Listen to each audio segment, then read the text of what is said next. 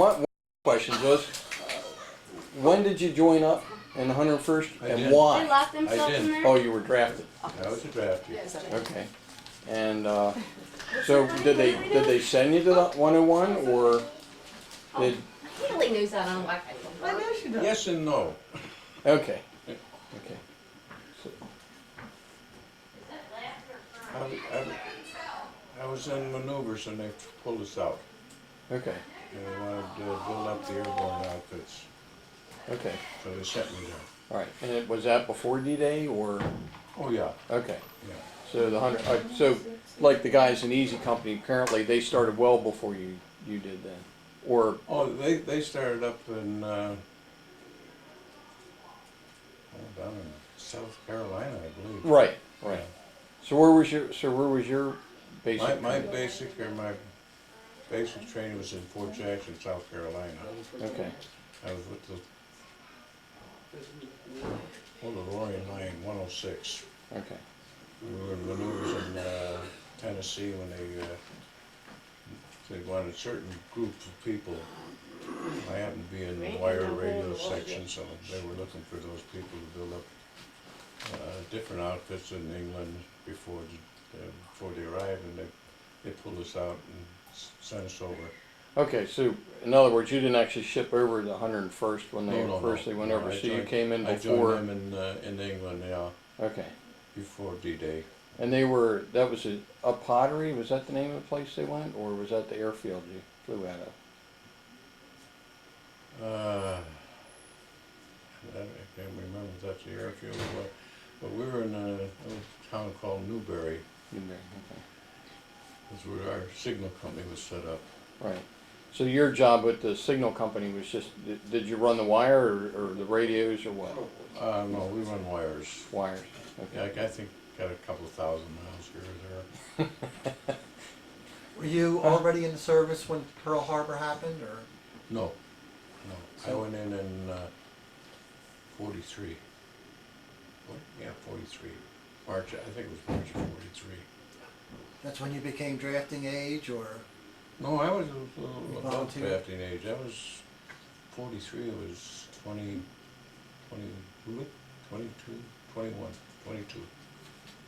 Well, I was above the drafting age. 17, I think 18 was the drafting age at the time. So you just joined at that point? I didn't join. They They drafted? said, I want you. Did the other brothers at that point, were they already in there? No, Were you the first, actually, or? when I was going to go with your brother, with Fred. We were going into Merchant Marines, and we were waiting for ships. And before the ship, we got a ship, and he says, "I want you." Off I had to go.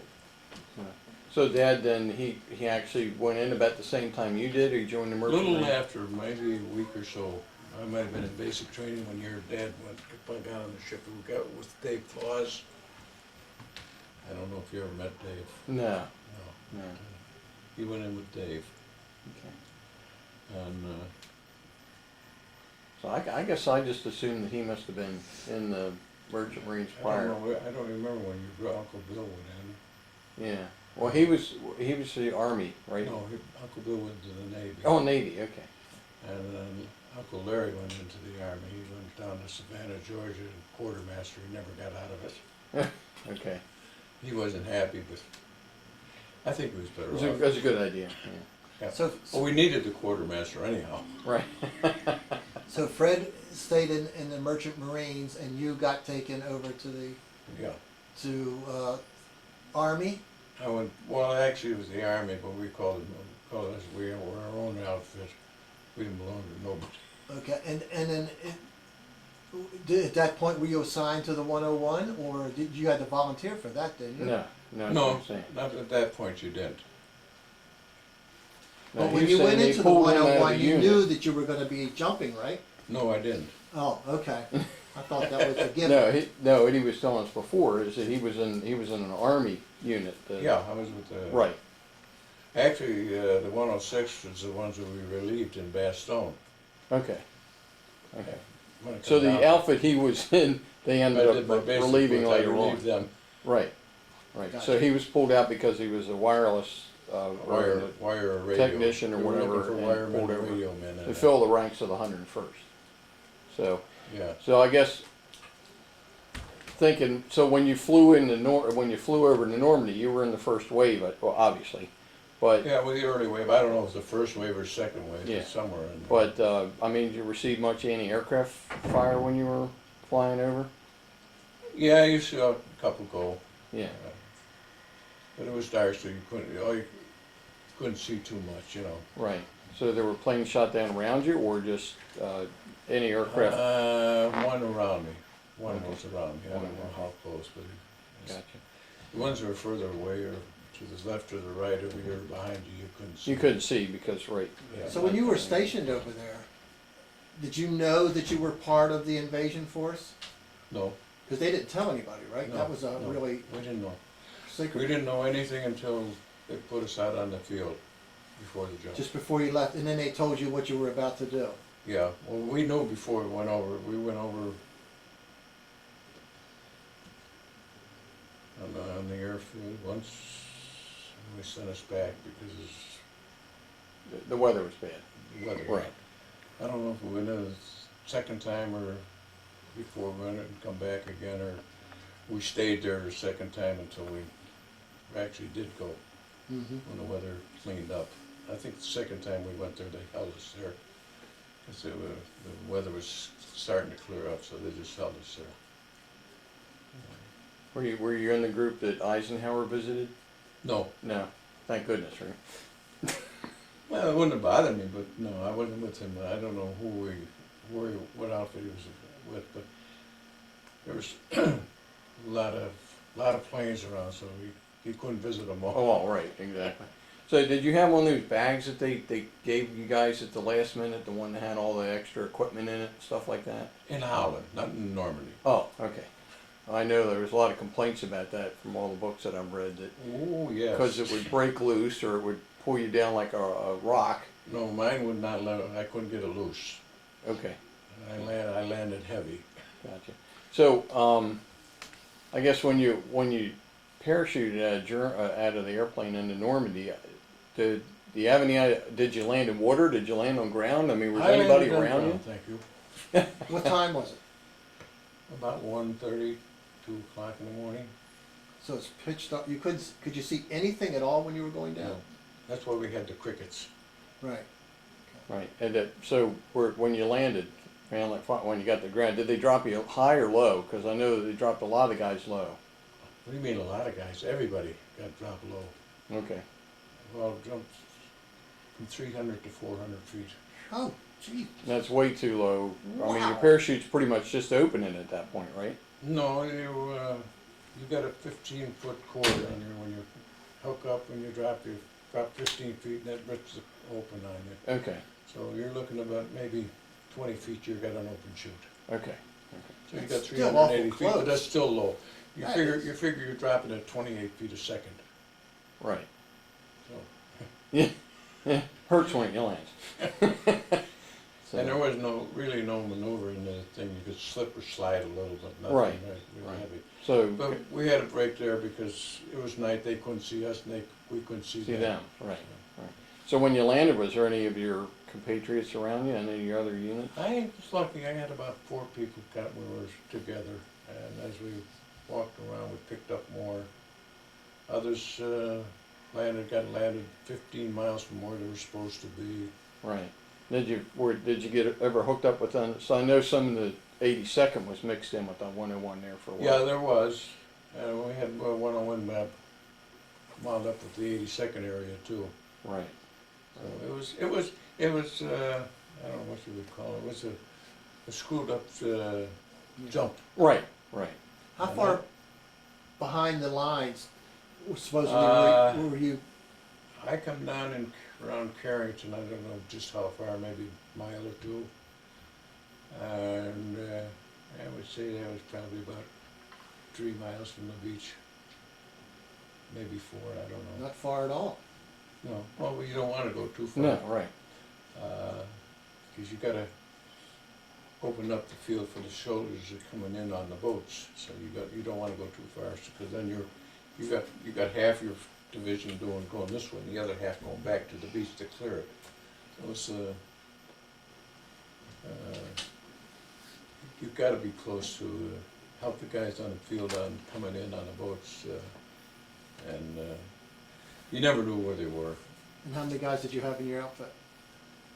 When we went over, in the signal company, we had roughly 280 to 300 by then. That's when we went over, they were building the units up. You know, in the wire section, we had, we had two different sections. We had communications, then we had the wiremen. And we had five teams. I had one, and there was 4 other ones. So did you end up being a sergeant? Was that your rank, or? When I went over, I was a PFC. By the time we went to service, I think it was a corporal. And I had the team. Later on, we got sergeant. But we had a bunch of good guys in the weather section. Yeah. We did get a few bumps. Did you know a lot of the guys that were gonna be hitting the beach the next morning? Yeah, we had a lot of signalmen coming in. There weren't jumpers, there weren't glider riders. They come over. They by were gonna boat. be coming over by those boats, Yeah, they came in by boat. the amphibians or whatever. They come in with, they brought a lot of their equipment in too. When we went in, we didn't have their Jeeps. We had just little rolls of wire, probably thinner than the wire that's on the camera. And we laid that as far as to headquarters. It was quite a while before we could find out where the headquarters was. How, We were trying to get into a group. Like I say, I had 3 of the jumpers from the signal company with me, and one from one of the divisions. And, actually, I was with the 506 when I went in as a display with them. So, but I had one up with 3 signal company men, and I don't know if they were with signal company at that time or they were in a different outfit, because we had like a crew in each regiment coming in to help decide signal. And we were trying to lay lines from the regiment to the units, companies. the line companies? probably. Yeah, line companies. Yeah. And we try to find them, and once they get contact where they were, the runners come back and look for us, and we were looking for them. But we finally got wires then. But that meant you had to approach the front lines on occasion. Yeah, division company headquarters wasn't on the front line. They were maybe 200 yards back or 300, I don't know. Okay. And you'd lay a wire there. So that's as close as I ever got to the front lines. Okay. But I mean, like, I understand that the hedgerows and all that you guys ran up against in Normandy was pretty nasty stuff. Oh, the hedgerows, yeah. You never know what was on the other side of them. Actually, when you come in too, had a lot of poles in the ground. Mm-hmm. And I know we had more casualties than the gliders coming in. They couldn't see the poles, and they come in and they hit them. And then just tear them up. Yeah, just rip the hell out of them. Yeah. I remember asking you once before whether you rode in gliders or parachuting, and you said you weren't crazy enough to be riding the glider. Oh, we had to take a glider ride. Yeah. Oh, did you? Oh, yeah. Okay. They put me in a horse. Ah, okay. You know what a horse is? Mm-hmm. Yep. Okay. It's an English glider, Yes. plywood. Okay. Our GC4 was a much better glider. Anybody would tell you that, but I didn't get to ride him. How many guys would fit in a glider? Wouldn't be that many, would it? Depended what you were carrying. If you had a Jeep in there, you've got about 5 people. If you were carrying troopers, just troops, you had about 30, 35, I think.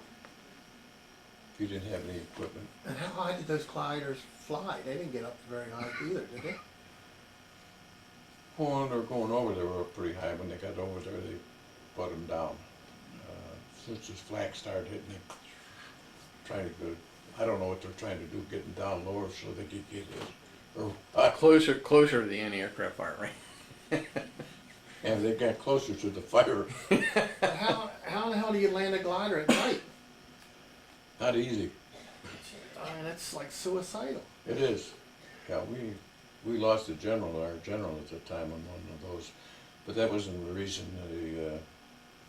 Once he got cut loose, they had no control of it. They had so much metal armor in it to protect the general. Yeah. It just, more or less, Like a was rock. too heavy. Yeah. You couldn't maneuver it. Yeah, they actually referred to that, I think, a little bit in the Band of Brothers, where the guy was saying it was like trying to handle a rock Yeah, coming down. yeah. So, Yeah, it is. I didn't have to fly one, but except for your one trip. well, you know, it's funny part though. When a lot of times when you got in a glider, guys are telling me they had a pilot, and one of the crew that's getting in the plane is the co-pilot. Okay. And I guess when they're flying over, the pilot's trying to tell them what to do in case. I imagine quite a few of them did have to try to land it. I don't know, Right. but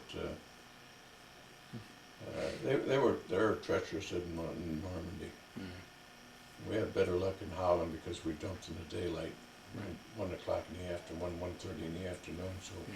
we could see what we're doing. So I guess, well, you guys were on the line for what? After Normandy, after the drop, you guys were on the line for what, about 45 days, I want to say? Yeah, something like that. Something like that? Yeah, I know it was 72 in Holland.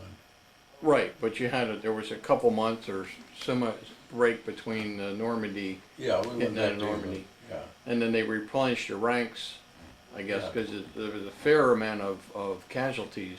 oh yeah. At Normandy. And How many, they, yeah. You remember how many guys you lost in your outfit in Normandy? I never heard of it, how many was lost. The only one I know of that got lost, we lost our master sergeant in Holland.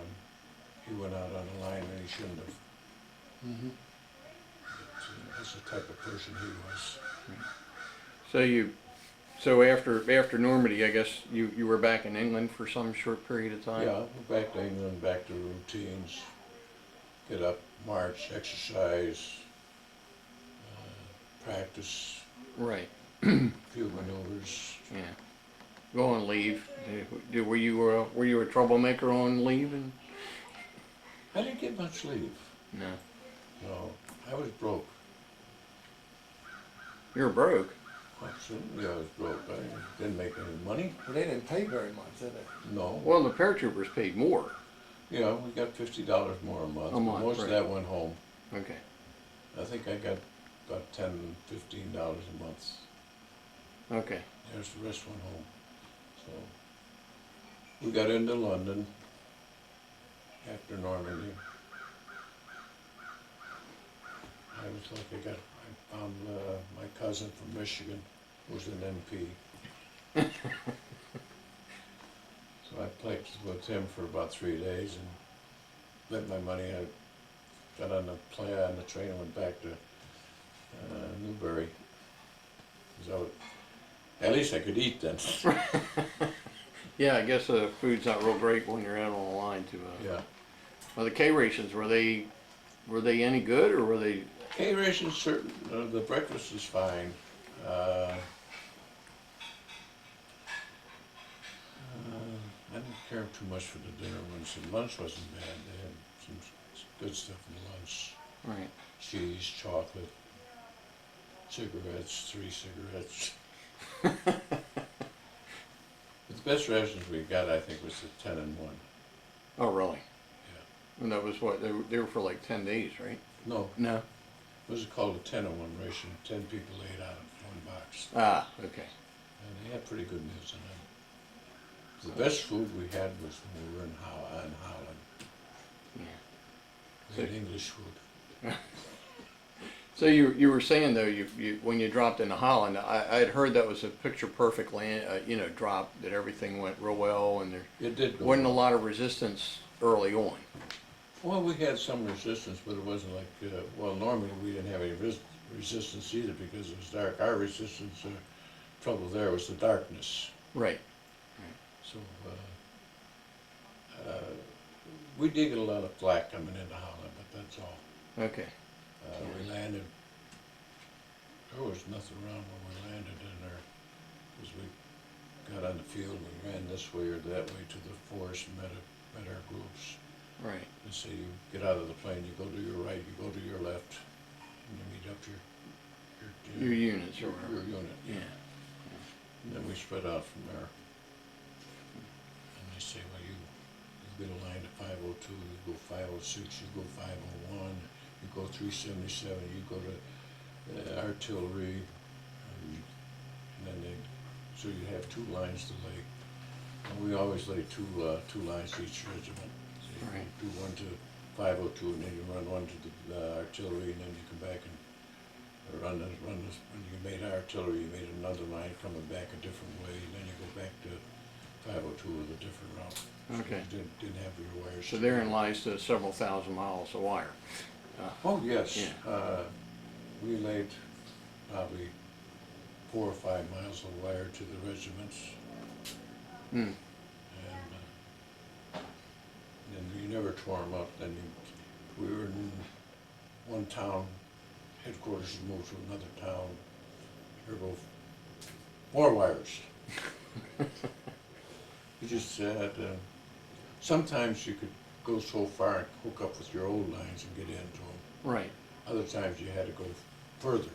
Right. So, but you did lay a lot. We laid a lot of wire over there. I mean, So what was the first town that you guys liberated? And I know you've told me before that the people in Holland were just the best. Holland. Well, actually, they say we were liberated when we landed them,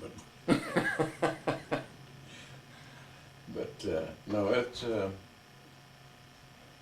it depended on the town we landed in. I think second day they were clear. Okay. What was the weather like when you landed in Holland? Rainy. September is rainy months,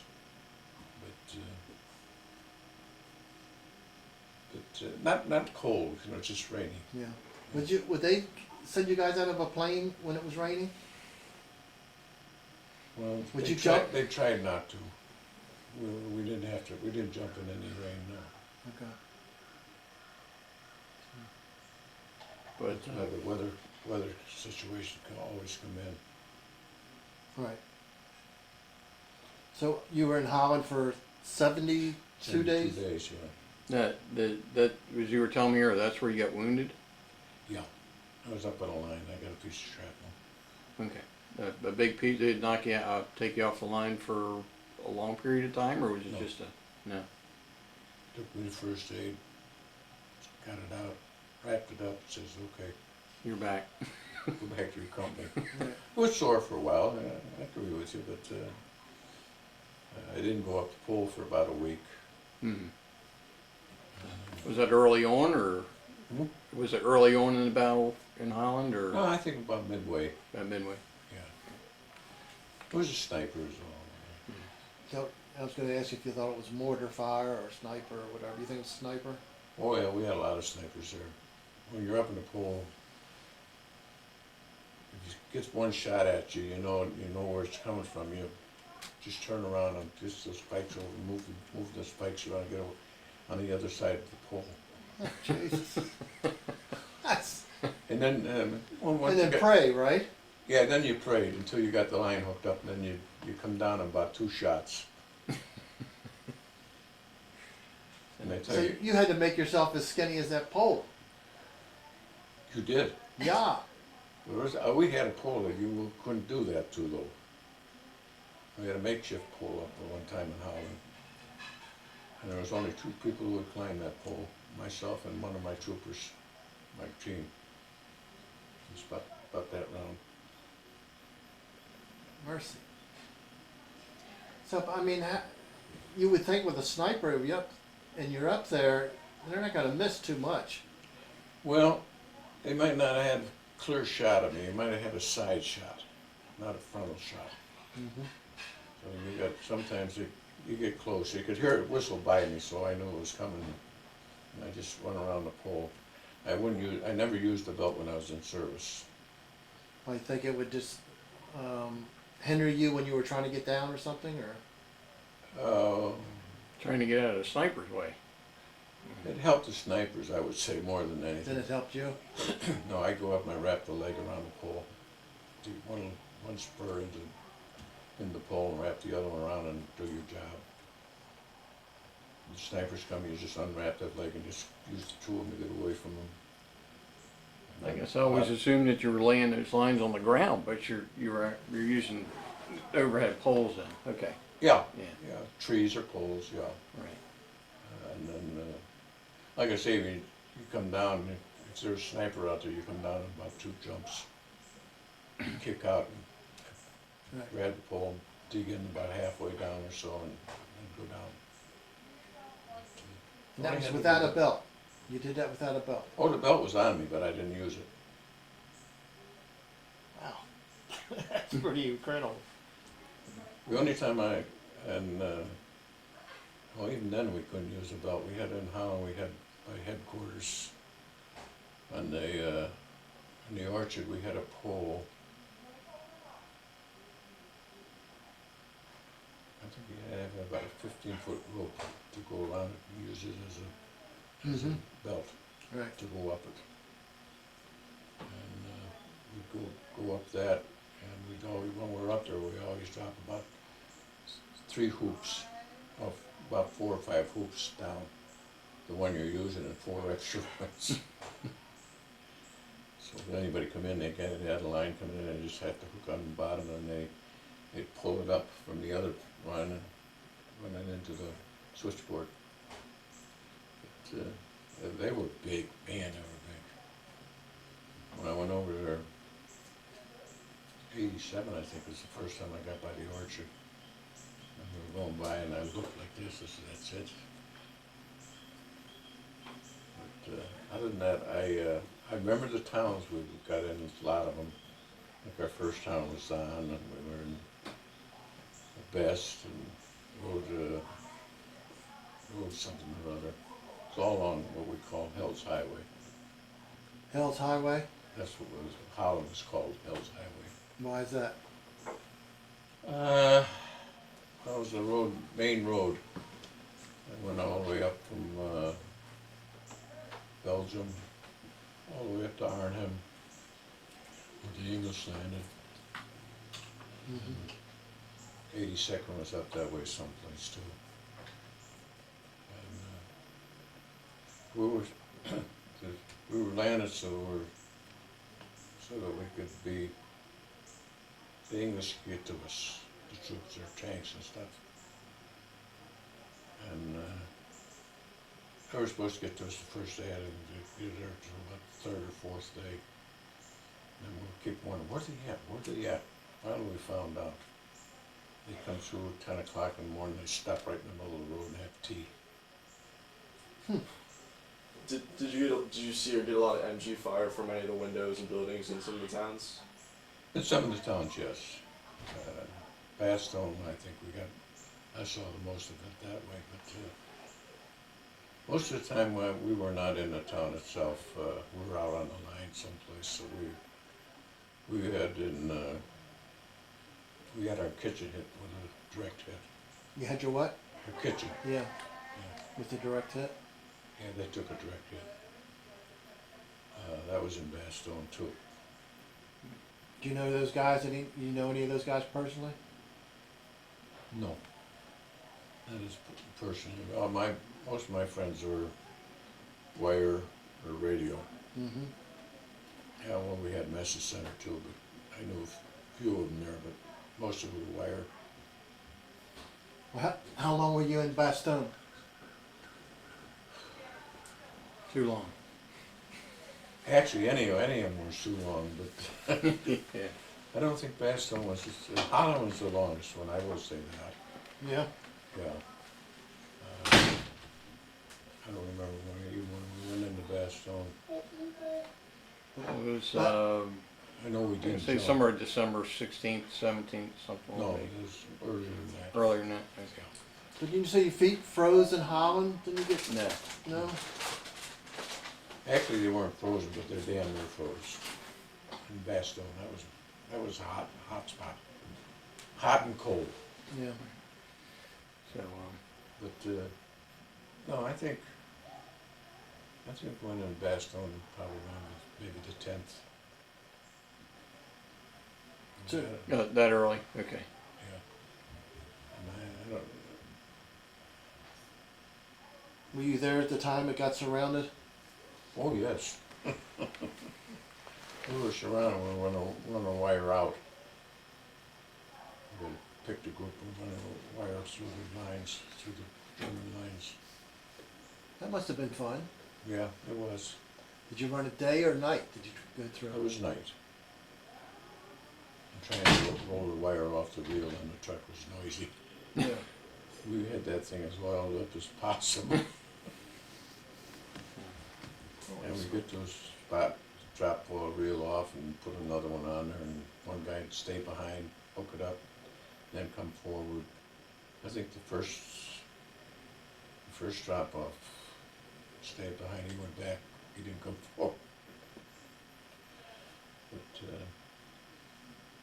But once they did that, we weren't going up in the trees, we're just getting on the road and we're pushing it back off the road, away from the road as much as Right. possible. And then you run ahead and catch up with them. And they were going slow too, because you had to keep the noise down. Right. You know. So, just, What made you guys pick what road to get out on? I mean, how did you know which one was not? We had a Currently lieutenant guarded. with us. He knew where we were going. He had a map of where we were supposed to go. Yeah, but you don't know which ones are guarded or heavily. No, you don't. You just pick a road and go. I know one spot we could hear them talking off to the other side of the road we were on. And we just snuck in. Real slow. Once we heard them, they stopped and we unrolled a lot of wine. And then we hold the reel and the Jeep would pull the wire until we got past them. And the guys behind it would get it off the road as much as possible and we'd catch up to them again. Mm-hmm. But other than that, it wasn't too bad. well, between Holland and Bastogne though, I mean, you were stationed somewhere in France, right? Yeah, Reims. Reims, okay. And then I guess it came as quite a surprise to you guys to all of a sudden be, Yeah. Oh, we went to Bastogne. Oh yeah, that was a doozy. yeah, Come as you are. yeah, No sacks, no duffel bags, just what you had on. Half of the guys didn't have any guns. If they did have guns, no ammunition. When we got up in the line, we see these guys coming back. Everybody's going, "Give me ammo, give me ammo." all the guys that were retreating. Yeah, Yeah. the guys were going backwards. Yeah, we're begging them for all their ammo. Were you trying to beg any kind of equipment like boots and ponchos and stuff like that off of them, or overcoats? Well, or- that was hard to do because it's so cold. You couldn't make them go freeze. You know. Right. So you guys, I knew you guys are going in very ill-equipped for, Yeah, we were for very ill equipped. yeah. But I guess wire-wise, you guys must have been in pretty good shape then, if you were able to, bring enough wire in to run your communications line. Well, we got wire come up by truckload, yes. Okay. Just before the surrounding. They come up behind us, but they got up there. Okay. And we had one man, a Jeep driver, stayed behind. They brought up the Jeeps. The rest of us rode up in trucks, semis, There's a blaring lights and everything. deuce and a half or whatever that they had, right? Huh? That deuce and a half, is that what they had? The 2.5 ton truck? Oh no, No? bigger semis, Okay. supply units, All right. and most of them were black. Okay. Supply units. We did have some blacks on the line though. Had a couple of outfits up there were good. I don't know why they did it that way, but at that time, they did it. Right. Now, you get the Airbourne, you get a lot of blacks in there now. They're damn good. Yep. And they So just when you wanted- got ordered into Bastogne, was it already hot? I mean, was there a lot of action there at the time that you Oh, got yeah. ordered in? Yeah, well, the thing is, they put the 106 up there. I don't know just when they put them up there, but they give them a 28-mile front, the one divisions. You know, had big open spaces between them, Mm-hmm. regiments. They didn't do that. As, I don't know, they didn't have any troops that had been up there, and in general, and the regiments didn't click to the next regiment, so they had a lot of holes in it. And the Germans up there decided to make a run for it. They wanted Bastogne because it was a big, There was like Like a 7 hub roads area, that went right? through. When Like a all hub. these major roads, arteries went in Yeah. and out of. yeah, it was a big hub to get anywhere in Europe. So they needed that to be able to branch out, Yeah. and we just said no. Did they shell you guys every day? I mean, were they? Oh, yes, every day. That they could get up in the, well, they shelled us every day, but when they, once in a while we get the planes come over too. But it got so bad that even the planes couldn't come up either side. Because of the weather? Yeah, snow, and then they just couldn't fight. That's when we started getting bad because we were running out of ammo and running out of shells. I mean, what in the world do you do without ammo? Not much you can do without it. Plus you're freezing to death, right? Yeah. So when I finally got a clear day and wanted to see the planes coming over and then drop, and they were out there getting that stuff as fast as they could. Yeah. But that was one of the coldest winters on record, right, in Europe? Yes, it was, yeah. Was this when you guys were in the trenches or when you? I was not in the trench, no. The front line was. Okay. You dug a hole, you got, most of the time wasn't a hole, it was just like a trench, about as deep as a couch, Yeah. just so it would get your Just enough to get your butt. butt down, yeah. Yeah. This was too cold, you couldn't dig in this stuff. In Holland we had dugouts, because we were in an orchard, so we didn't have any buildings. We dug down. But in Bastogne, you were basically housed in Oh, we were. rubble or whatever was left of a building or something, or? We were, headquarters was it was an army barracks area. We were in there. And, well, I don't know if we had any other people in there with us besides radio, signal, message center. We might have had some, And how long were you in Bastogne? not as long as we were in France, I don't think. And when did you find out the message that your commanding officer had told the Nazis? Nuts. Nuts? Yeah. Nuts, man. Oh, we heard that pretty fast. It spread around quite a bit. In fact, I had a friend of mine, I didn't know him at the time. He lived in Hammond. He was with the 327 when they come in to give the ultimatum. And they says, you guys are surrounded. And a buddy of mine says, so what? We've always been surrounded. What's the difference? Right. Yeah, he was a Palma, Leo Palma. Nice person. What was his name? Leo Palma. Yeah. Yeah. In fact, we had my wife threw away a shower for his wife, and at my house, and all the women came there, and all the guys, we went downtown, we had a meeting, chapter meeting, we come home, we had a shower on him, give him a load of apples and that's all this garbage. He's going up out of the basement and he says, I had such much fun, we're gonna try it again next year. He did. Yeah.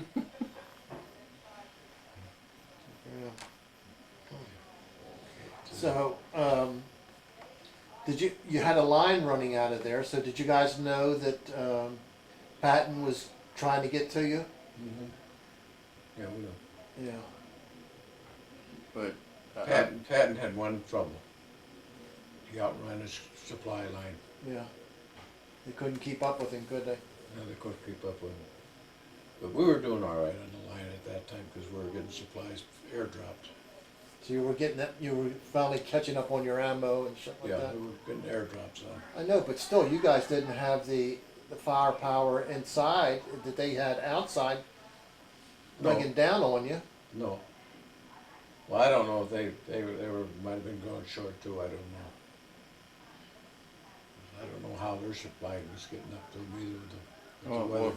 from what I've read, mostly the tactics is the Germans did not Oh, yeah. attack Bastogne correctly. They would attack one spot and then the next day maybe attack somewhere else instead of attacking you on all sides at the same time. Yeah. Because you could move reserves around to meet the attacks. Yeah, And- that was true.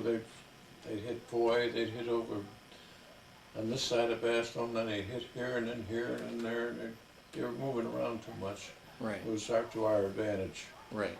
And you did have artillery and some tanks. Yeah. Yeah. Yeah, they didn't shoot unless they were called upon and they knew where they were going to shoot, and especially before we got to the airdrops. So they Right. were sporadic, they weren't, I need shells here, and get it. Right. Wasn't anything like that. They call up and say, maybe they might call up and says, I need shells, and they say, no, have you got anything definite in mind out there? Is there something there that has to be done before they would do it? Right. Because you had such little ammo. Yeah, oh yeah, they didn't wanna waste the ammo. Because we couldn't get anything in, we were surrounded. So we had to wait for airdrops. And once the skies cleared up, they were there. It seemed like to me, maybe 20 minutes after the sun come out, they were there. Mm-hmm.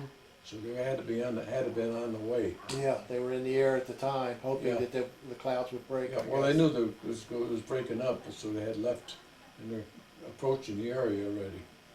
Yeah. Now, were there any fighter planes that were able to do any damage to the Germans on the ground? Oh, yes, yeah. When they got the clear sky, they come in and they were shooting our troops sometimes. They started shooting a little too soon. Mm-hmm. We laid out signs, our front line, and anything beyond that's go ahead. So they started shooting here instead of here, Right. so they're getting some of our front line then. But I guess that's par for the course. I Part of guess. the war, isn't it? It's the Yeah. hell part of war. But Yeah. that Getting was, shot by your own damn side. Mhm. I guess Yeah. seeing those planes, you guys must have been pretty happy to see that at that point. I mean, not only the fighters, but the airdrops, obviously. Oh, yeah, the airdrops we needed, Yeah. yeah. But the fighter planes must have been in the Well, strafing. that and- was nice to see too. Yeah, The front line loved that too.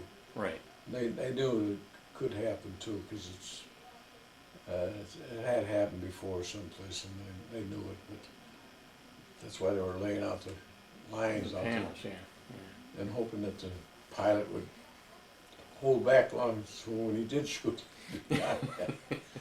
But some get a little happy up there, trigger happy, and they started too soon. Yeah, Not all of them, but maybe one or two out of the group of 50. right. That's all it takes, one or two. So, were you one that felt that you really did need Patton to come and save you as the I am under planes the he did? opinion we did. I don't know what the rest of them think, but I didn't think we needed them. At that time, I was a gung-ho. Uh, Right. It didn't take the Panthers on by yourselves, right? Yeah.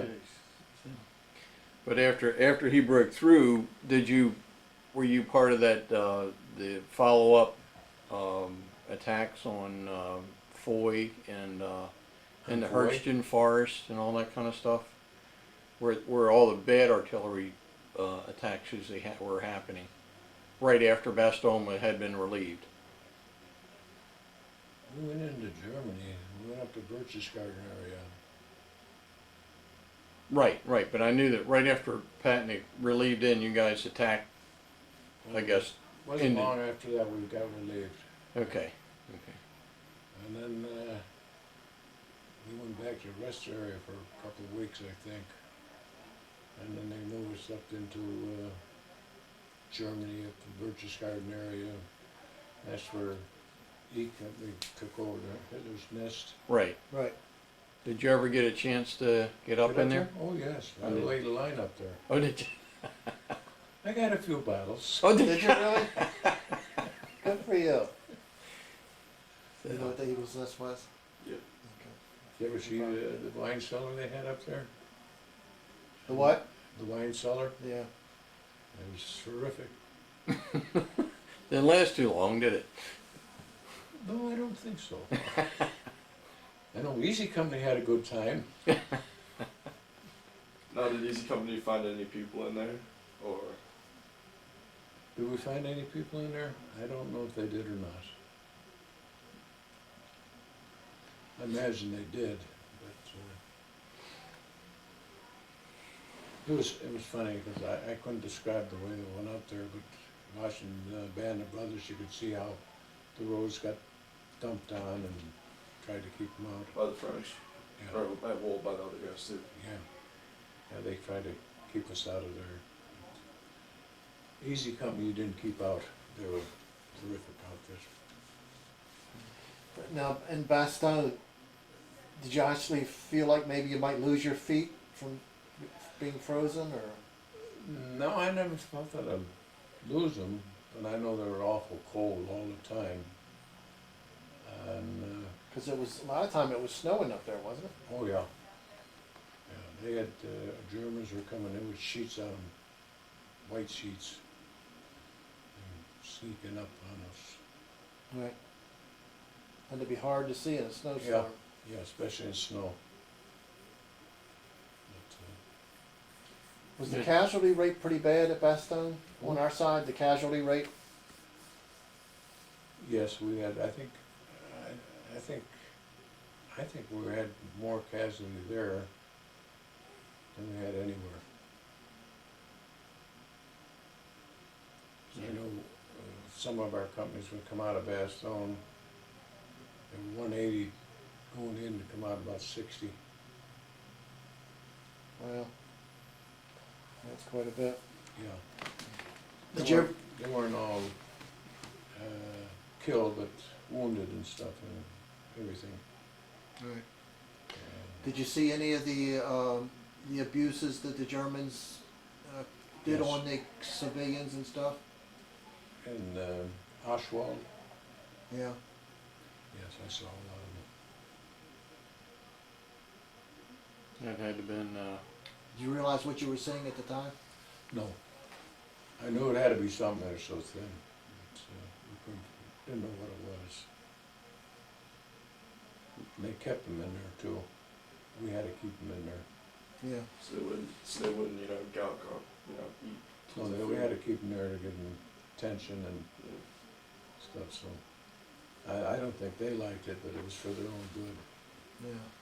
but that had to been quite a shock Yeah, to see that. yeah. I mean, they were happy to see us and they wanted to go out, but I can't remember who had control of it, but they decided to keep them in there and feed them and give them medical attention, check them out, make sure they're okay and stuff like that. And then release them at that point. Yeah, but to release them, where are they gonna go? I mean, Yeah, where are they gonna go? everything was gone in their What are they life. gonna eat? Huh? And what were they gonna eat? Right. We had to keep them in there to get them built up. So it was something to see, but I didn't at the time. You see these people, you didn't know what else was going on. You didn't see all this other stuff that he did. You didn't know about that until later. Yeah. I know, like I say, Brian was over in, Europe last week one day. And I come back and I asked him how it was. He says, it's a beautiful town. I said, well, last time I seen it was on the ground. But then there was, did you guys hear about that episode that, when the Germans broke through the, Ardennes. Ardennes forest?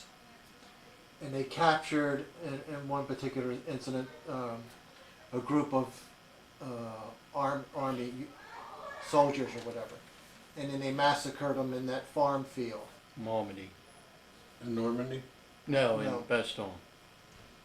Yeah, just outside Malmedy. of Bastogne. Oh, I think I know the spots you mean. Yeah, we have a peace farm up there. I have a tree up there. Do you? Yeah. I mean, did that spread through the outfit rather quickly, that what had happened there and how they were slaughtered? And I didn't hear about it, but at first you didn't hear about it. Later on, you get side stories about it. But, Yeah. I didn't hear it at first. But, because I understand after that point that there were some times when Germans were taken prisoners and they were shot on the spot too. yeah. Oh, I had in Holland. I was laying in line, and some lieutenant colonel and a private had a German soldier. He says, "I want him taken back to headquarters." Take him back. I says, "No, sir." I said, "I gotta lay in line to the resident." He said, "I want you to take him." I says, "You give him to me, he's dead." He said, "What do you mean?" He said, "I'll shoot him. I got a job to do." They didn't give them to you, huh? No.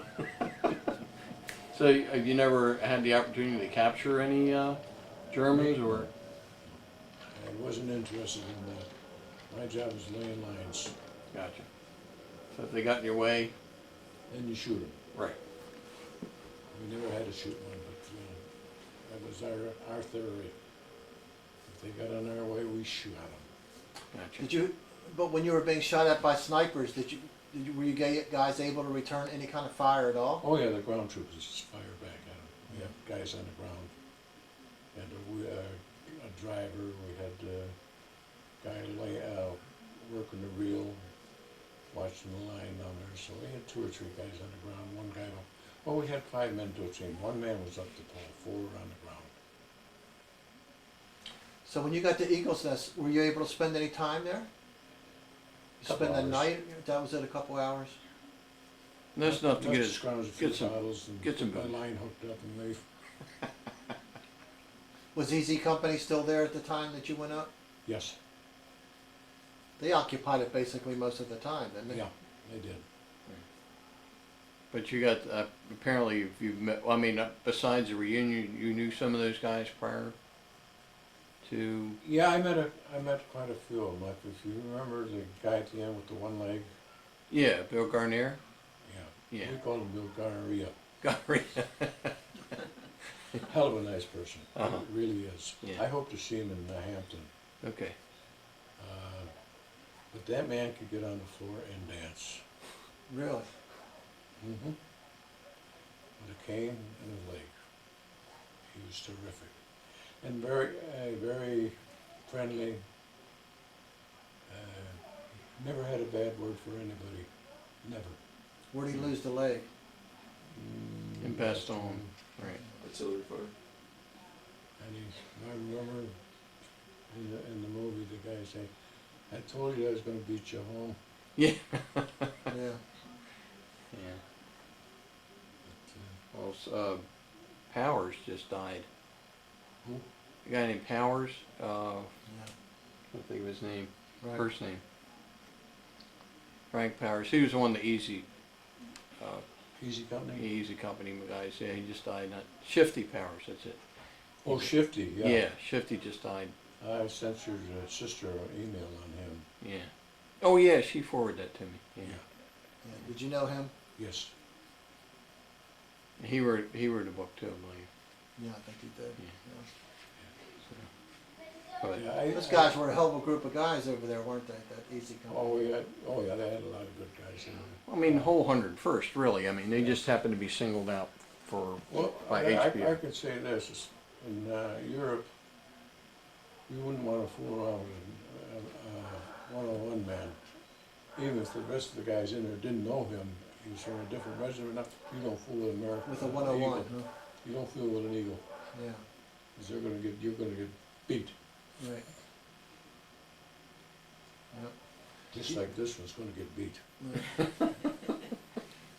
You know that even when I was in the service, and a guy from the 101 would be, and I don't know if you were walking to the BX or whatever, and you'd be with a group of guys, and you see a guy from the 101, you know, from the Screaming Eagles coming at you, whatever.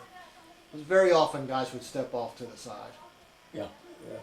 I mean, they're just so well respected, and They were, yeah, they were, you yeah. know, it just. Even today, I mean, did you guys feel that you were like a cut above everybody else? we always did. Yeah, I kind of figured that. Yeah, but you know, I guess why not? Well, they earned a reputation with the Germans for being, We did. yeah. Yeah, they For not being somebody they wanted to tangle with, The right. 101. Hmm? Between you and Patton, they revered you guys more than anybody. Patton was a strict leader, but he did a good job. Like I say, the supply line couldn't keep up with him. That was his big problem. Right.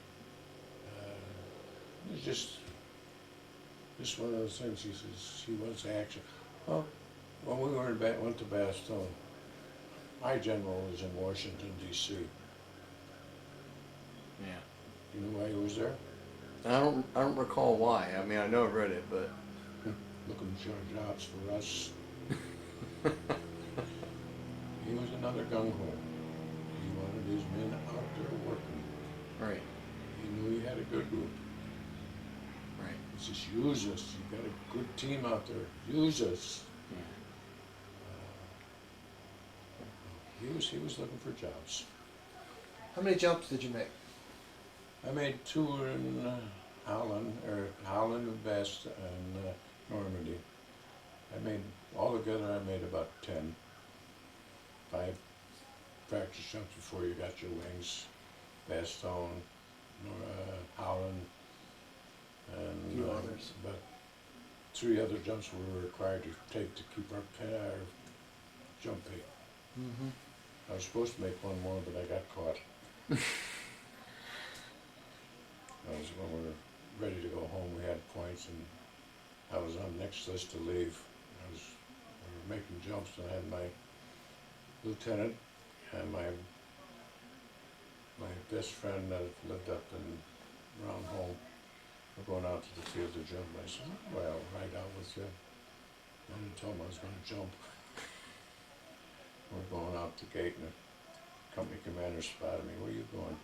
"I'm riding out to the airfield and bring the Jeep back." You're on call, you stay here."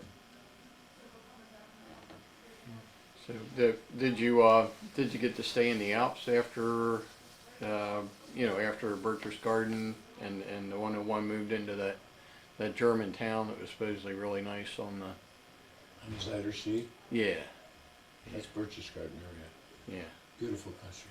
really so have you ever been back to no Much to my regret.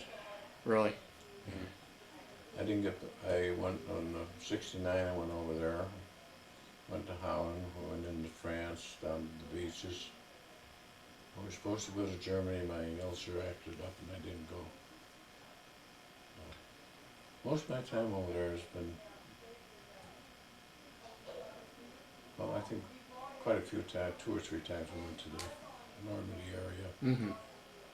but most of the time we spent in Holland. And you were saying the people there were just the best, really. I mean, Oh, yeah. that you ran across between the French and the British and the Germans. I mean, they were the best. Well, when I go over there Tuesday, guy will meet me at the airport. I will stay with his house. This is for the 65th anniversary? Yeah. Can you believe it's been 65 years since you parachuted out in Holland? On the 17th of this month. Unreal. And I wasn't gonna go Oh, on this trip? on this trip. I wasn't gonna go. And I have a friend of mine who's not a man, but him and his wife says, you should go. And I says, well, I don't wanna go. I don't think I could take the trip. So my granddaughter was there, she took to her. I said, Holland. She said, I'll go. I says, you will? She says, yes. I says, okay, we're going.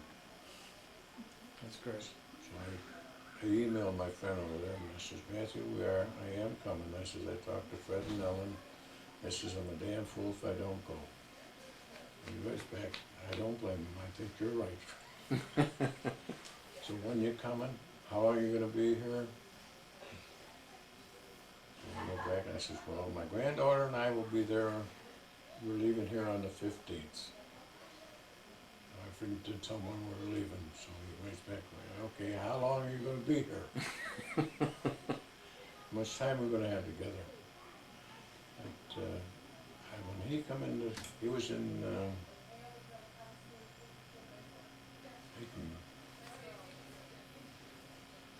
like a harness for refrigerators, for Phillips. Okay. And he would come over here and go to different places, make contracts with for wire and stuff. Every time he was in the States, I got a call. I don't care where in the States he was, I got a call. Mm-hmm. Neat. He was up, one time he was up near me and he called and he says, can you pick me up? I said, at the airport? He says, no, I'm in Elgin. I says, you're in Elgin? He says, yeah. I said, where at? He told me, he said, can you pick me up? I says, I'll be there in an hour. Mm. So I went and picked him up, took him on a few tours where we had a couple of places he had to go, my wife and I, we had a great time with him while we were there. And we took him to the airport, had lunch with him, got on the plane and we went home. But he was just, that's kind of, and here's another guy, I've told him he should write a book. He's got a little booklet about yay big, and I think he was 11 or 12 when we landed there. And he kept track of everything. I says, that book of his would make a nice seller. And don't want to write it No. for some reason or other. Probably the memories, maybe. Mm-hmm. Yeah. I know as we were the first time in '69 we were there, we went out to his house. We were staying in town at the time. And we had taken a map, United States map, for his kids. He had 5 boys. And they asked his father, how come we gotta speak English and he don't speak Dutch? Right. They're all good kids. They really are. I see them every time I go up there, and I see 1 or 2 of them. One of them is in wants to be going to winery. He's traveling all over the countries, doing the winery. He's working and learning. Another one does something with hotels, bathrooms, hotels. He goes to, makes them up, gets them made in China and stuff. Another one was a musician. I can't even remember, they keep jumping around. Changing jobs. One was a banker too, I think. But, Uncle John, when you were in Bastogne, were there a lot of civilians still in? there were quite a few, but not overloaded, no. I don't know where they went, but they got the hell out of there, they didn't want to be found. You can't blame them. No, for sure. We had a few around, but not. I can only remember seeing about a half a dozen. Do you remember any of the other experiences from any members of your family, Fred, or you guys talk about, stuff that happened with his service or? No. The only thing I heard is your father saying he was stuck in Murmansk, Russia for about 11 months. Right. That's the only thing I've ever heard about his travels. I know he was sunk 3 times. He was torpedoed and sunk 3 times, once in the Arctic. And the destroyer stopped, and picked him up. Yeah, Uncle Bill got lost 2 ships under him too. Oh, did he? Yeah. I didn't That know. part I know, that's all I know about him. Yeah. That's all you know about Uncle Bill too? Yeah. He never talked.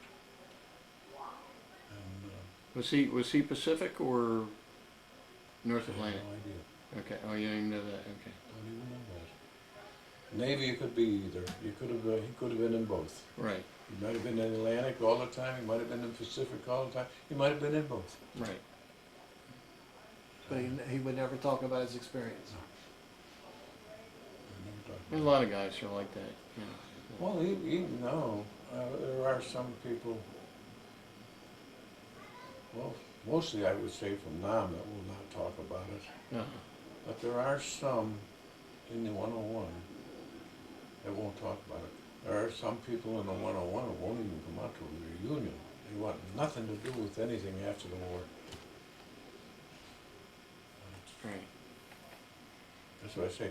They're saying we're losing men. We get a screaming eagle every 3 months. We've got a couple pages, and the men who have soared. It's always loaded. And that's just the ones that we know that belong to the association. Yeah. How many are out there that don't belong to the association?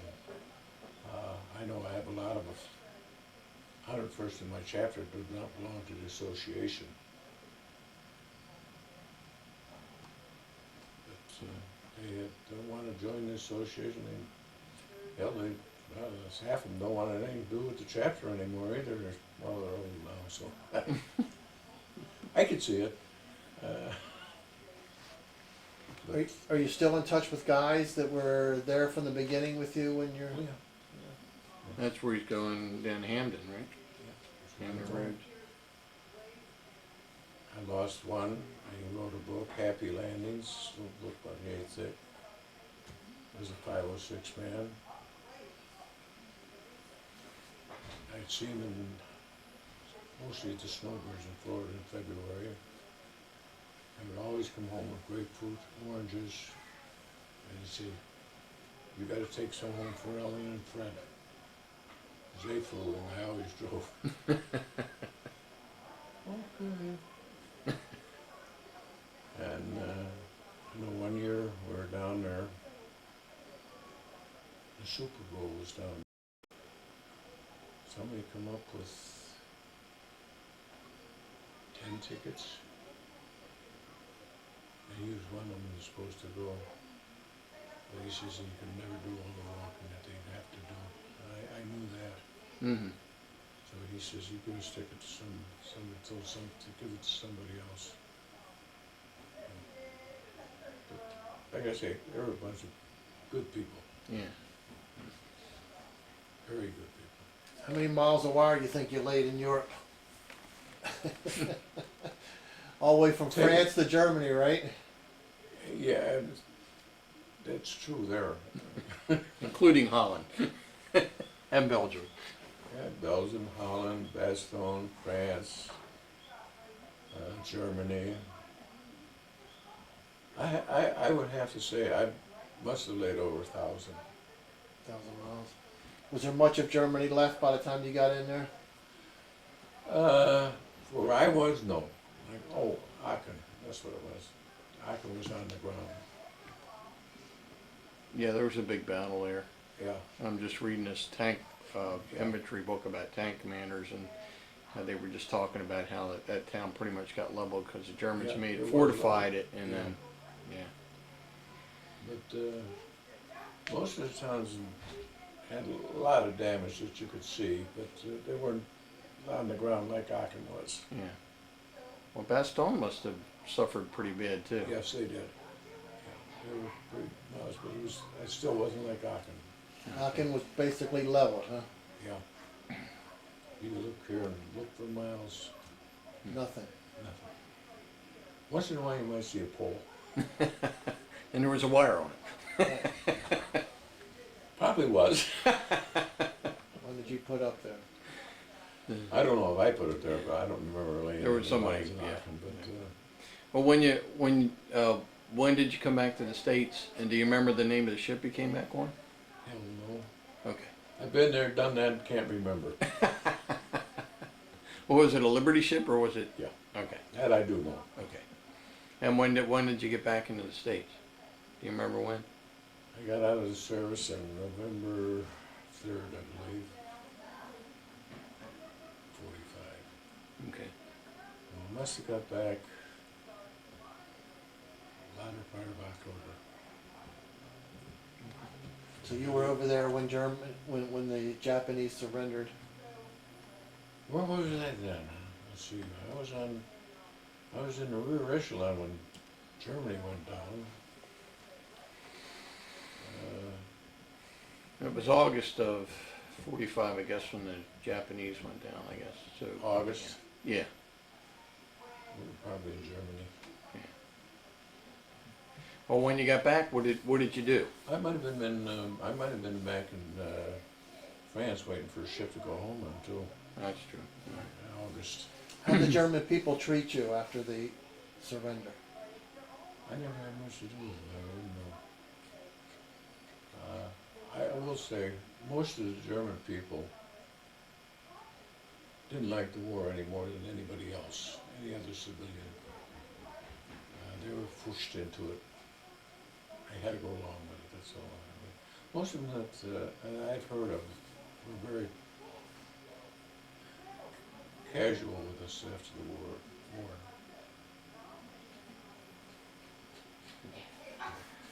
It was just the upper class, the army upper class army, not the common soldier that was.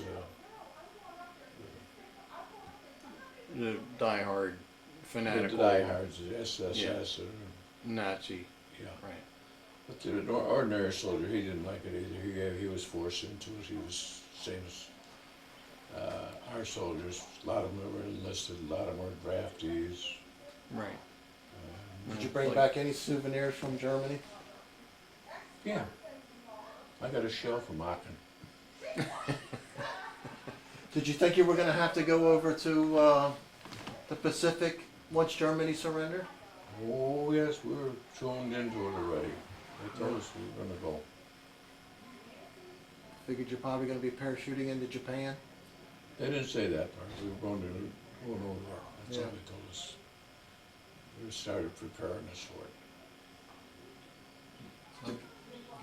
Did you, Then my points come up. did you ever find any of those pistols that the SS officers had? That I forgot what they're called. The Lugers. The Lugers. Did you ever find one or see one? I've seen one. I had one for a while.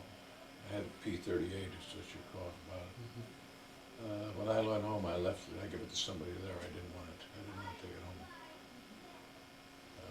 I did have a, I don't know what a little knife.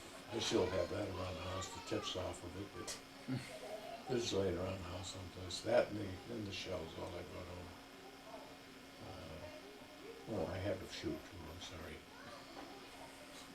Oh yeah? One of the original parachutes? Cool. Silk, right? Huh? Was it still the silk at that time? Silk parachutes? Yeah. Yeah. Hasn't come out of out of the box yet, but it's there. Yeah. If I can find it. Well, once you got back, Uncle John, what did you do once you got back into the States? I mean, did you get a job right away, or did you? Oh, I had a job before when I went back to that. And what was that? Bread. I worked for Schultz Bakery. Oh, okay, okay. And you stayed with them for? Not too long. Okay. And then right after that, what did you do? Oh, God knows. I had so many jobs I couldn't tell you. The only job that I can say I stayed a long time in was the beverages. Okay. Yeah, I remember that Red Rock or White Rock. White Rock. I Yeah. went with them in 1954. And was 85 when I left them. Yeah, I still remember going up there and it always had bottles of that. I still remember the little ferry or whatever it was on I the. still have that. Oh, do you? Yeah. That's pretty neat. I lost the wings, but I still got the statue, and part of it broken off. Some of my grandson broke part of it off, but Okay. I still have it. So when did you meet your wife and you guys get married? And I went after I left there. I went in '46. I went to work for the car lines, CSL at the time, and I met Mary in the restaurant across the street from where Ran had. so, yep. So you had a long life together, that's for sure. Just missed 48. Yep. And the reason I got here early was on Friday, the day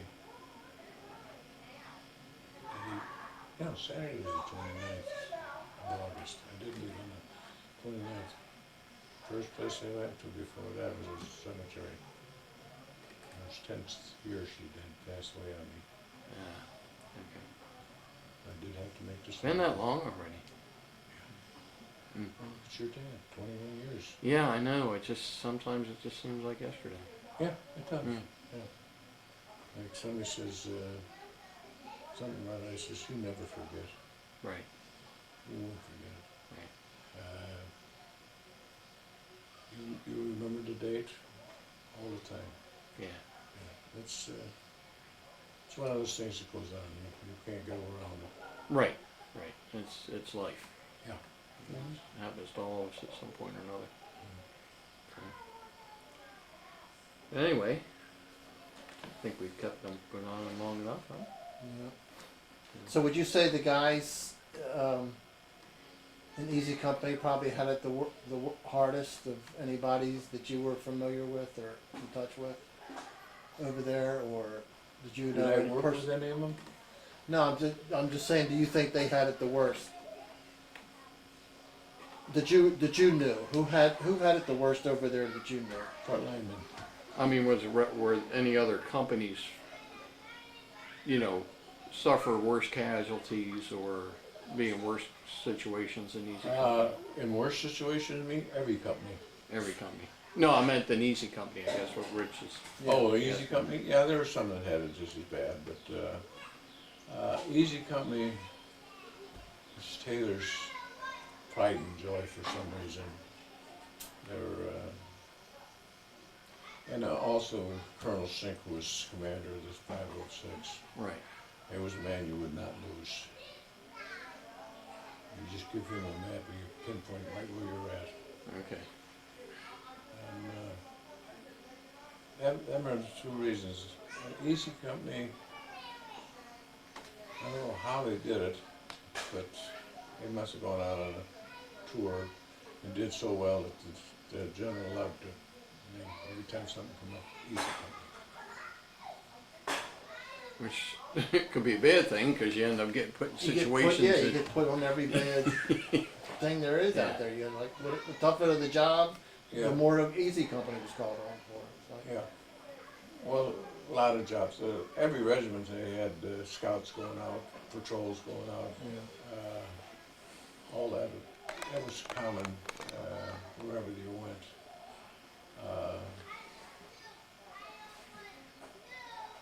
Trying to think. Do you ever read The Rendezvous? The what? The Rendezvous. No, I have the book, but I haven't read it. You have the book. You haven't read? You gotta read that. Well, you gave me the book. You gotta read that. Okay. We had one when it was a 506 too. It wasn't Easy Company. Somebody might have been. We call it the Dirty 13. The Dirty 13. I have a friend of mine who's in it, and they went across the river and come back with, I forget how many prisoners. And they got back to shore and they started bringing them across the river and getting them over to our side. But that was something about, it's good, look it up in the book and read it. Okay. I think you'll enjoy it. Well, that was when they brought the British 1st Airborne over in Holland. Is that where that happened, or, I can't remember, okay, but look it up in the index, it's 3013. 3013, okay. Maybe Dirty Dozen, whatever it is. Okay, But look for the name Frank Palis. okay. That was a So, Frank- so, and your name should be in that book too, is the 506, right? Under the 506? No. No? No, I didn't do anything courageous then. Or ever. Yeah. But to get my name in the book. Your name's not in the Rendezvous with Destiny book? I know I've looked for you, and I kept thinking maybe I'm missing the. No, you didn't miss it. Okay. It's not there. Oh, okay. Okay. You'll find Frank Palis' name there. You might even find Leo Palmer's name there too. I'm not sure. But you will come across the name Mann and Ed Wierzbowski. Mann I did not know. Ed Wierzbowski was a very good friend of mine. Okay. Did he survive the war? Eddie did. Joe Mann's got a monument in Washington. No, Holland, I'm sorry. In Holland? He got wounded in a trench, couldn't move his arms, and Eddie Weir was with him. He was his company commander, I think he was not company commander, he was platoon commander. And he says, incoming shell, and he jumped and covered everybody, took the shell himself. Yeah. And he's got a monument in Holland, he'll be there. We have another guy made the Medal of Honor. His name was Cooper, we were over there, he come over there on one of the trips. He climbed up on a pole and left his mare. He says he deserves it more than me. Oh my God. I didn't know, I think he was non-man, I'm not positive though. Hmm.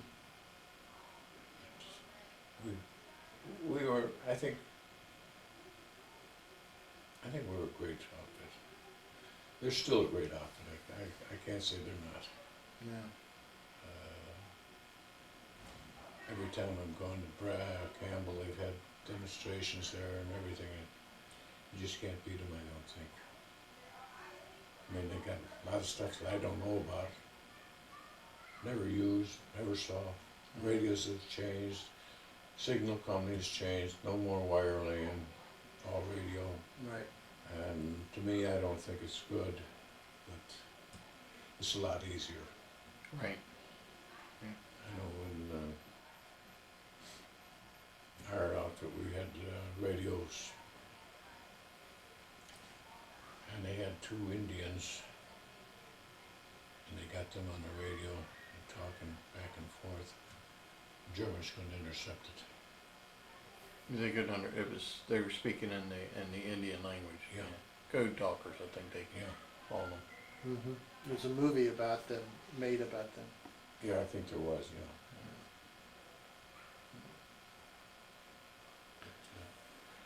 Well, Interesting time. yeah, well, I can't remember when we got a code book of Germany's. Somewhere down the line they got one, we had one, Mhm. I don't know where they got it or how, but Yeah. We knew what the Germans were doing before they did. Yeah. Yeah. yeah, we knew, most of the time we knew just what they were up to, especially when we were in the lines. Mm-hmm. I don't know if you knew, knew about it when they had it, they turned into higher headquarters or what, I don't know. But, I know we had it, and it probably got turned over to higher headquarters. Yeah. Did you ever see the place in Germany where Hitler supposedly committed suicide? Yeah, that was a nest. No, he did that in Berlin, I believe. No? Maybe he did, I don't know. Yeah. Yeah, I think he did, Yeah. yeah, because we already had the Eagle's Nest, yeah. Right. Yeah, Berlin. No, I never got there. can't remember ever being in Berlin, really. Mhm. But the German people were glad to see the war come to an end. weren't Oh, they? yes, they were. I remember somebody saying that the German people in Berlin were doing this to the Americans. Come on, come on, come on. But that was all politics. Yeah. The Baltic Sea. Russia will take Berlin. Worst thing in the world that could happen. Yeah. But politics. Politics, yeah. Bad politics. Well, I think they realized it was gonna cost a lot of lives to take Berlin, and they let the Russians, Maybe. I don't know if it would have. I think the people in Berlin would have welcomed us. oh, I'm sure they would, more than the Russians, that's for sure. Yeah.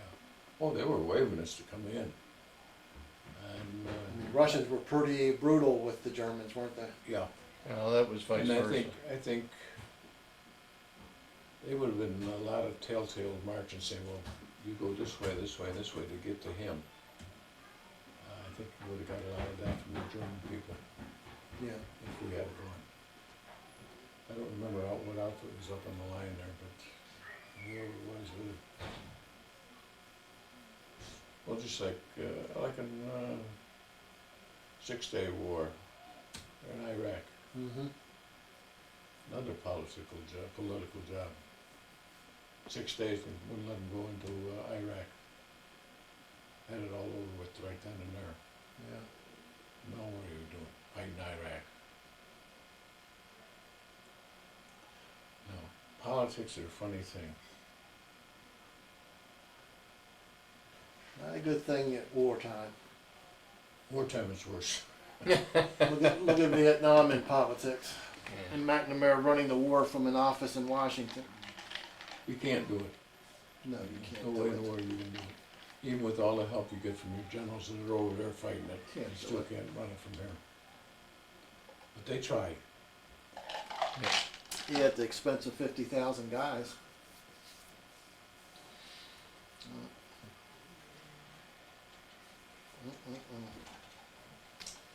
On for Empty July? glass? Hmm? Empty glass? Not quite. Still a little bit. You would have liked to talk about that we didn't. No, I can't think of anything. Most important stuff is done. The only thing now would be the reunions, and there, everything, Yeah. every year the lies get bigger.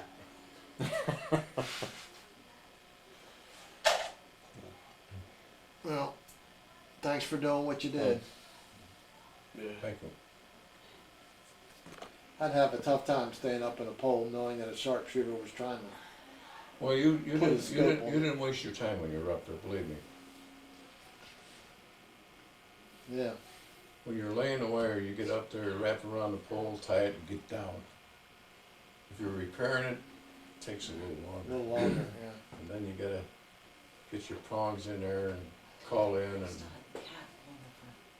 see if you get it one way. If he says he's not getting it, or if he's getting it, you see here what ends answering the phone, you know, well, that's headquarters, still towards the regiment. So you go down the line, couple poles, go up again. Sometimes you find a break, sometimes it's in between, you gotta drop it down and put in a little slice, Mm-hmm. and then But when you did that, when you're out in bad territory, when you went up and had to put a new slice in, you already had it cut back, ready to go, when you got up there, just hook up the two lines and fast tape them and get down. Get the hell out of there, yeah. So you must have been in pretty good shape then if you could zing up one of those poles. Oh, I was in good shape then. You're not in good shape now? Huh? You're not in good shape now? For the age I am, yes. I was in better shape though, 8 months ago. So did you wear those boots with the spikes on them? Is that what you did? And Oh no, we had one around your shoe and come up your leg and strapped across here. with a brace on the side, And it's a inside, spike? spike, yeah. Yeah, okay. So that's how you were able to anchor yourself on Yeah, the pole you without dig the your- belt. You dig your right foot in or your left foot in, and then, when I was up there, wherever it was, one leg would go around the pole and the other one spiked in. That one had to hold me while I did the work, Right. and the leg held me against the post. That's been in pretty darn Oh, good I shape. caught hell for that more than once. The lieutenant would go by, "Where's your belt?" Use the thing. I said, "Don't want to." I said, "If I have to, I will, but if I don't have to, I won't." Right. You go up on the pole with the belt on and have a sniper fire at you. Yeah. You see if you use the belt. Well, sometimes if your sniper's firing at you, you got a belt on, you're better. Oh, really? Yeah, but you don't get down as fast. Where I took two, it might take you four. You slip your belt down and you go with it. Right. So you get maybe 6, 8 foot drop. And you go down the other way, I get 14 feet or 15 feet. Many as you could get, right? Right. Just as long as it wasn't all the way. It's almost like jumping out of an airplane. Yeah. And I remember the one in Holland, that wasn't an easy one. That's why it says that's where the post, you say you're talking about the leg pack. Right, right. Yeah, you carried up to 100 pounds. Extra on the leg pack. And then she said you couldn't get rid of that one. I couldn't get rid of it. It wouldn't untie for me.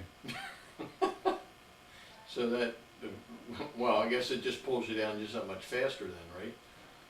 No, even if you got it loose, you still got the weight because you got it on a rope on your belt. Right. So you still got the weight going down with you, but you don't have it on you. Gotcha. It's about 20 feet below you. Your normal jump weight, equipment was somewhere around 80 pounds, wasn't it? Somewhere around there, yeah. Full pack, yeah. Somewhere around there. 'Cause you look at some of the soldiers now in Iraq, they're carrying more weight than they weigh. Right. Yeah, Yeah. You walk and humpback. yeah. For sure. I'm surprised you didn't get a job as a lineman when you got back home. Yeah, I was thinking about it. I had one fellow did. He went to work at the phone company, or phone company. AT&T went to work for him, Yeah. and they give him. I think he put in 41 years. They were having that minorities deal going on. Right. They bypassed him for raise twice. And the first time they bypassed him, he had to do this guy's job, and he was getting more money than them. He was doing the work. Second time he come up and bypassed me, told the guy, he says, I'm not teaching him. Yeah. He says, yes you are. He says, no I'm not. He says, yes you are. He says, no I ain't. I'm taking my pension. Yeah. That's terrible. Yeah. But such is life. Yeah. Well, that was the same thing when I wanted to go to work for the post office. I think they give you 10 points for being a veteran. Veterans had preference. I took my tests. I had 110 or 115 points. Went out on interviews. Did a couple blacks, a couple women, a couple whites. They hired 2 people.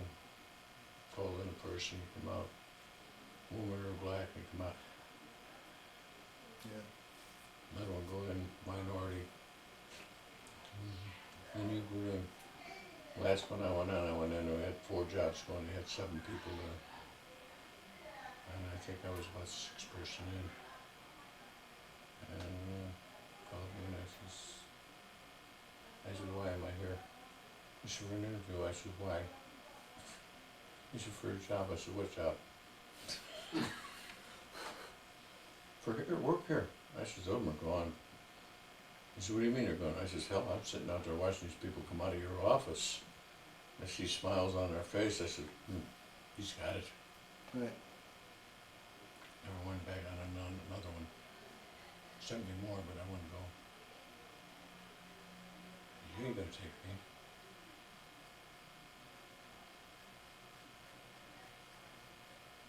Before I went in service, I used to work holidays at the post office. Worked inside, worked outside, used a carrier. Didn't help me. You know, you go in and that you tell them, well, I worked Christmas time area for you. Worked inside, I worked outside. Didn't help you. Getting good points, didn't help you. Being a veteran, didn't help you. Minority, I forgot to paint my face black.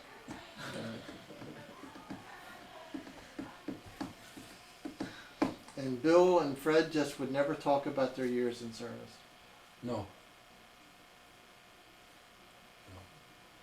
No. Well, I very seldom talk about it. Like I say, I laid wire. Right. Then, were you a hero? No, I was not a hero. All the heroes are still over there. Yeah. Were you close to a hero? No, they were the front line men. Oh, we, I used to kid all the guys in the service at reunion, and they'd say something. I'd say, "Hell, you couldn't win the war without us." That's What do you right. mean? I said, "I laid the wire so you could talk to the general." That's right. The guys who were calling in for artillery were certainly glad you had done your job, let me tell you that. Yeah. But, we joked a lot about that stuff.